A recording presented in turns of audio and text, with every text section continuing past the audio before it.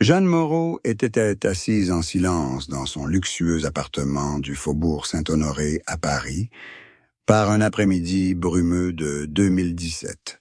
Ses yeux, jadis considérés comme l'incarnation même de l'intelligence et d'un charme ravageur dans le cinéma français, étaient désormais voilés par le temps et une tristesse indéfinissable. Celle que l'on surnommait jadis la reine du cinéma mondial, qui avait fait s'incliner à ses pieds les plus grands réalisateurs comme Orson Welles et Luis Buñuel, était maintenant affalée dans un fauteuil de velours, entourée de souvenirs d'un âge d'or à jamais révolu. Un silence glacial régnait en elle, un contraste saisissant avec les applaudissements frénétiques de Cannes ou les fêtes endiablées de Saint-Tropez de sa jeunesse. Une profonde tristesse l'envahissait, non pas tant le regret de la beauté éphémère du temps, ni la peur d'une mort imminente, mais une mélancolie profonde et suffocante, puisée dans les recoins secrets de sa mémoire qu'elle avait enfouie pendant des décennies. Le regard de Jeanne se perdait parfois dans le vide lorsqu'elle caressait de vieilles lettres jaunies, comme si elle dissimulait une vérité douloureuse sur une relation familiale brisée ou un secret professionnel susceptible d'ébranler l'image de fierté qu'elle avait si patiemment cultivée. On la voyait souvent veiller toute la nuit, conversant avec les fantômes du passé, avec des amants disparus et des opportunités qu'elle avait impitoyablement abandonnées au nom de l'art. Jeanne Moreau cachait un profond regret concernant son fils, dont elle reconnaissait le manque d'instinct maternel, ou peut-être un compromis amer pour préserver son pouvoir dans un monde du cinéma dominé par les hommes. Cette tristesse, telle une rivière souterraine, érodait silencieusement sa foi dans les émotions authentiques, la rendant plus distante et mystérieuse que jamais aux yeux du public. Vers la fin de sa vie, Jeanne semblait de plus en plus attirée par sa propre célébrité, commençant à parler de la solitude comme de sa plus fidèle compagne. L'émergence de cette tristesse était le signe d'un profond effondrement intérieur, où la femme la plus forte du cinéma français se retrouvait confrontée à un vide absolu une fois les projecteurs éteints. Elle gardait un secret, une confession inavouée, un amour interdit qui imprégnait son regard de toute la mélancolie qui se lisait sur le plateau de Jules et Jim. Le premier chapitre de ce final dresse un portrait sombre d'une légende enfermée dans un château de souvenirs, où chaque respiration pèse lourd sur des secrets inavoués, préparant le terrain pour un douloureux récit introspectif d'une vie vécue trop intensément, mais aussi emplie de vides insoutenables. La vie amoureuse de Jeanne Moreau était une symphonie de rébellion, où elle était toujours à l'avant-garde et prête à tout briser pour défendre sa liberté, laissant derrière elle les ruines de mariage et d'amour brisés. Sa première liaison passionnée avec l'acteur Jean-Louis Richard aboutit à un mariage éphémère et à la naissance de son fils Jérôme. Mais Jeanne comprit vite que les rôles d'épouse et de mère étouffaient son âme en quête d'épanouissement. L'échec de son premier mariage ne fut pas simplement dû à une infidélité, mais au choix de Jeanne de privilégier l'art à la famille, un choix qu'elle porta toute sa vie comme un lourd fardeau de conscience. S'ensuivirent des liaisons marquantes avec des réalisateurs tels que Louise Malle et William Friedkin, chaque relation débutant par une sublime résonance artistique, mais s'achevant rapidement dans la discorde, Jeanne refusant de devenir une muse possédée. Son second mariage avec le réalisateur William Friedkin prit également fin après seulement 2 ans, preuve que Jeanne Moreau n'était pas faite pour appartenir à n'importe quel homme. Elle reconnaissait avoir soif d'amour, mais une peur panique de l'engagement, ce qui la poussait souvent à partir avant que son partenaire ne puisse la blesser. Les ruptures de Jeanne étaient toujours empreintes d'une fierté froide, mais derrière cette façade se cachait une douleur sourde, celle de la solitude qu'elle avait choisie. Elle a vécu des liaisons passagères avec des personnalités telles que Pierre Cardin et Marcello Mastroianni, des relations qu'elle décrivait comme une collision de planètes. Mais aucune ne pouvait lui offrir un havre de paix. Jeanne était constamment tiraillée entre son désir de compréhension et son instinct de protéger son ego artistique démesuré. Les hommes qui ont croisé son chemin ont laissé derrière eux une blessure, transformant son cœur en une terre aride, mais vibrante de l'énergie de l'indépendance. Elle avouait avoir blessé beaucoup de gens par sa franchise impitoyable en amour. Pour Jeanne, le chagrin d'amour n'était pas une fin, mais un tournant, une renaissance, un nouveau départ, dans des rôles où elle puisait dans sa propre souffrance pour illuminer l'écran. Cependant, le prix de cette liberté absolue fut une vieillesse solitaire, où elle dut affronter les souvenirs de ses anciens maris et des vœux emportés par le vent. Pour Jeanne Moreau, l'amour était comme un poison puissant, l'élevant artistiquement, mais la privant de sa paix intérieure, transformant sa vie en une succession de séparations artistiques, mais incroyablement cruelles pour son âme. À 89 ans, quelques mois avant sa mort, Jeanne Moreau livra des réflexions poignantes sur sa tristesse et son existence, un récit personnel dénué du glamour hollywoodien et de l'arrogance parisienne. Elle parlait de sa tristesse comme d'une entité tangible, une vieille amie qui veillait à ses côtés lors des longues nuits blanches dans son appartement silencieux. La tristesse à 89 ans, ce ne sont plus des larmes. C'est le silence absolu de l'âme qui réalise que toutes les frontières se sont estompées, murmurait-elle, d'une voix rauque et puissante. Jeanne confiait ne pas regretter ses amours perdus, mais plutôt les moments où elle n'avait pas eu le courage d'assumer sa propre vulnérabilité. Elle évoquait sa carrière comme un long périple à travers les déserts de la gloire, où elle avait trop bu du vin enivrant des louanges pour se réveiller ensuite avec une soif ardente de vérité. À 89 ans, elle avouait être lasse de jouer le rôle de Jeanne Moreau, une icône de force et de liberté. Sa tristesse prenait la forme de son fils perdu de vue depuis longtemps, de ses amis proches, de la nouvelle vague, qui l'avaient quitté un à un, la laissant seule témoin d'une époque révolue. Elle confiait que chaque ride sur son visage était la carte de la douleur qu'elle avait dû dissimuler pour préserver l'image d'une femme invincible. J'ai passé ma vie à prouver que je n'avais besoin de personne, et à 89 ans, je réalise que c'était le plus grand mensonge de mon existence, avouait-elle avec amertume. La tristesse de Jeanne Moreau, dans ces dernières années, était aussi une profonde amertume face aux ravages du temps sur son esprit et son corps, une impuissance à voir le monde autour d'elle devenir bruyant et vide. Elle n'avait pas peur de la mort, qu'elle qualifiait de libération ultime des masques, mais elle craignait d'emporter dans sa tombe trop de secrets pesants que personne ne comprendrait vraiment.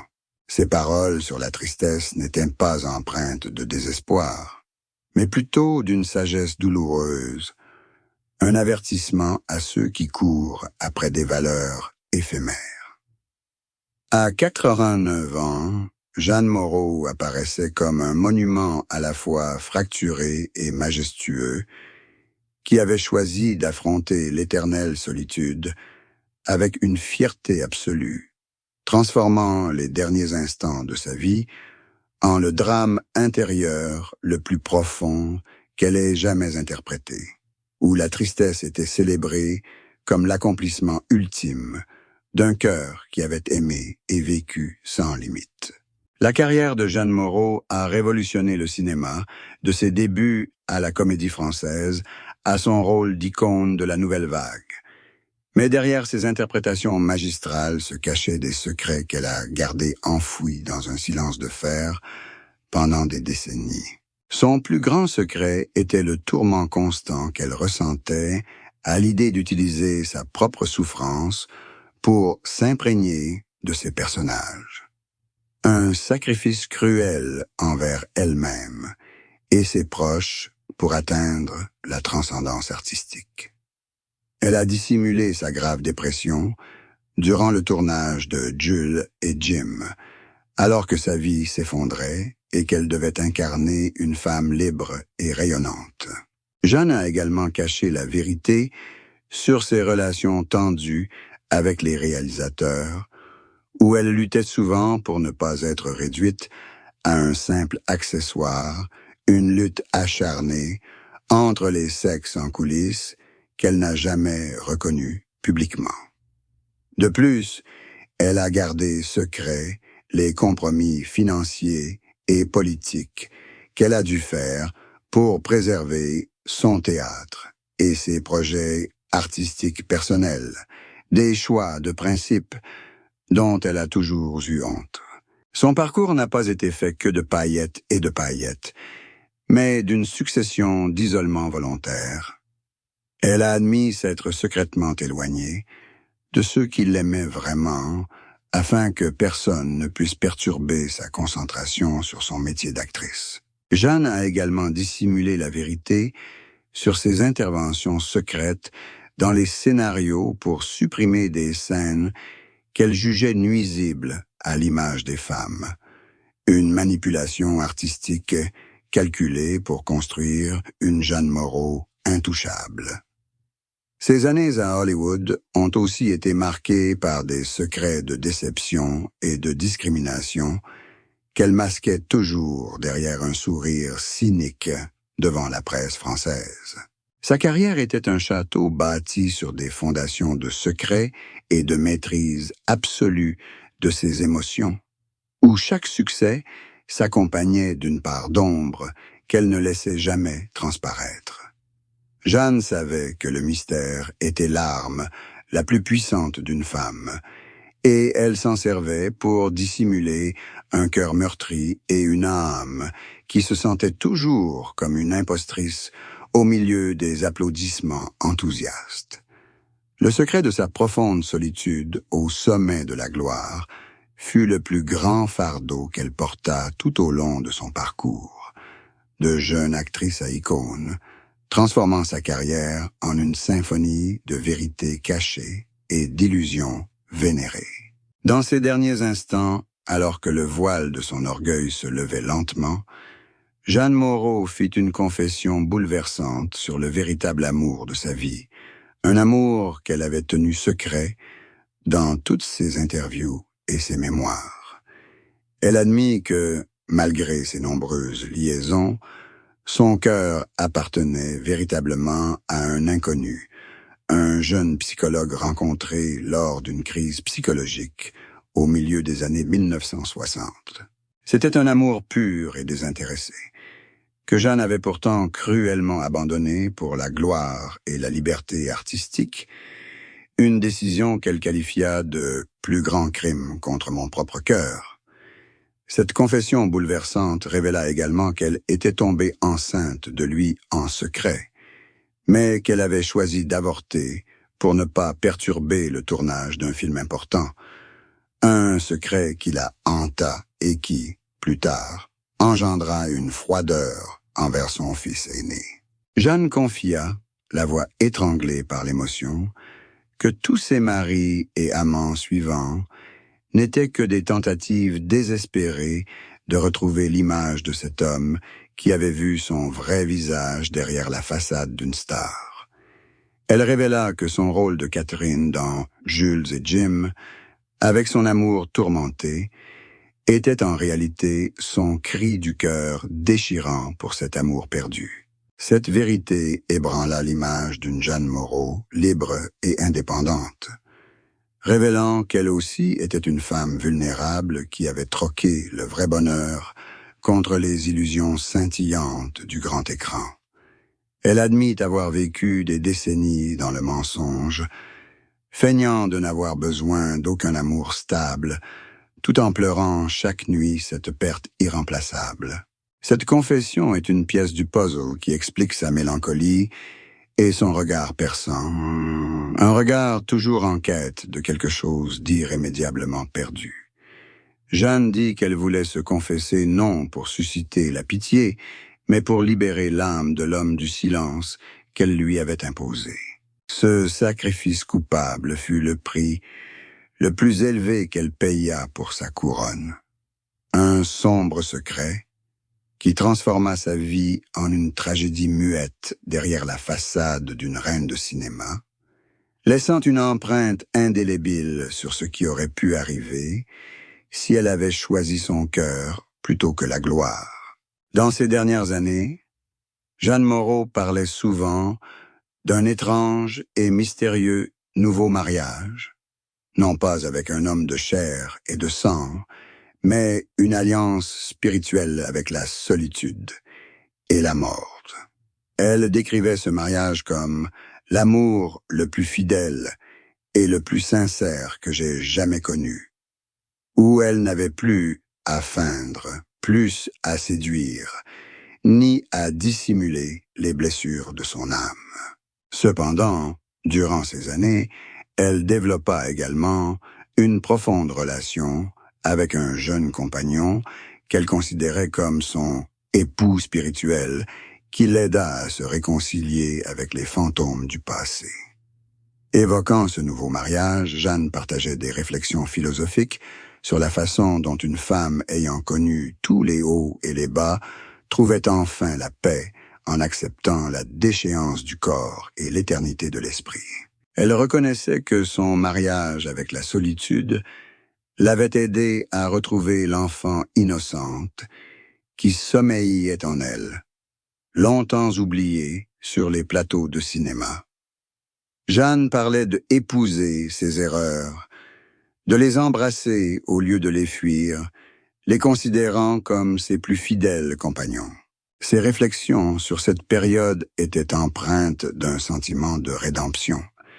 Elle ne nourrissait plus de ressentiment envers ses anciens époux, ne regrettait plus sa gloire passée, mais se concentrait sur la préparation d'une union finale avec le néant.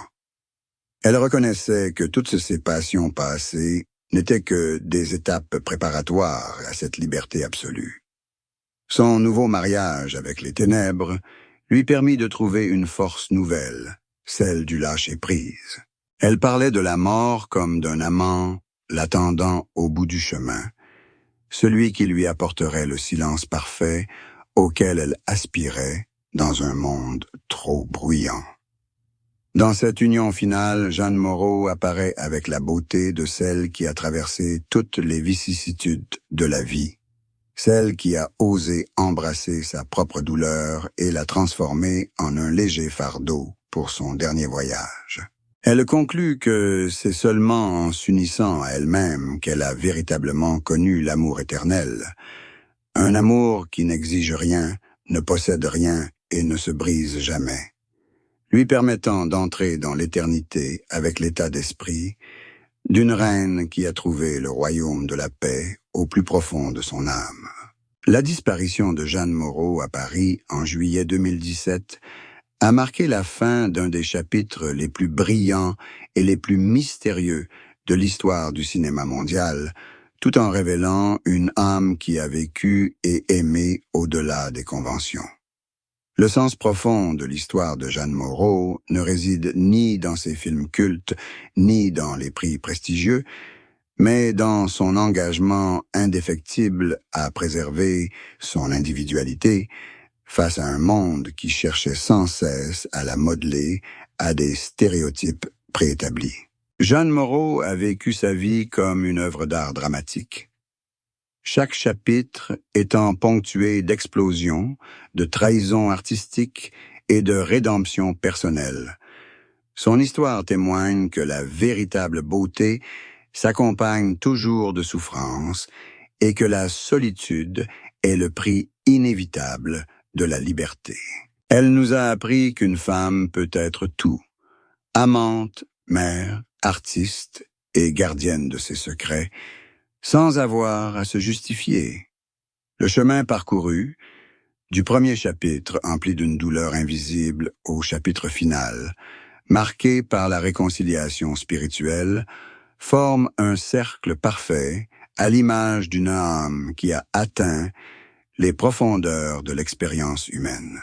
Les secrets qu'elle a dissimulés, les aveux tardifs de son unique amour et l'effondrement de son mariage brossent un portrait de Jeanne Moreau plus authentique que n'importe quelle interprétation à l'écran. Elle s'est éteinte dans le calme d'une aube, laissant au monde un héritage de courage et d'honnêteté empreint de sa propre douleur. Jeanne n'était plus une étoile à admirer. Elle était devenue partie intégrante de l'atmosphère, de l'esprit de liberté et de la lumière éternelle du cinéma. Son histoire s'achève avec la dignité d'une reine qui tire sa révérence, laissant derrière elle un témoignage spirituel. Oser vivre une vie sans regret, malgré les cicatrices et les ombres. Lorsque le rideau tombe définitivement, nous découvrons une Jeanne Moreau immortelle, une femme qui a transformé sa douleur en force et sa solitude en un royaume de liberté absolue, nous rappelant que le plus grand amour est la réconciliation avec soi-même avant de disparaître dans le flux éternel du temps et de la mémoire humaine. Mémoire humaine.